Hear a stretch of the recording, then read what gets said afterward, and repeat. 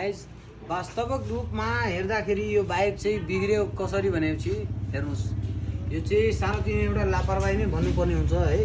हेर्नुहोस् गम यति लगाइदिएछ हेर्नु न यहाँ गम यो सब गमको नतिजा हो। हेर्नु यहाँ तपाईँहरूले यहाँ पनि देख्न सक्नुहुन्छ। हेर्नुहोस् यहाँ गम यो सबै जुन हामीले सुलेसन भन्छौँ नि अनि यो गएर पुरै जो मोबिललाई छानेर माथि पठाउनु पर्ने होललाई पुरै जामै गरिदिएछ कि। हेर्नु न यहाँबाट मैले कति कचरा निकालेको हेर्नु यहाँ यस्तो हेर्नु त।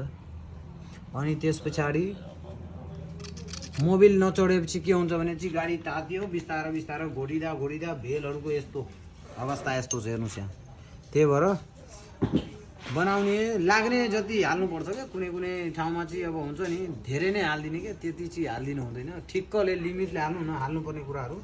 हेर्नुहोस् अहिले बल बाँचेछ पुरै ब्राइङै पड्केछ किक सिक सब जाम भएछ ड्यामै। के भन्नुहुन्छ यसो सल्लाह कमेन्टमा राम्रोसँगले मलाई पनि सुझाव दिनु होला। कति ठुलो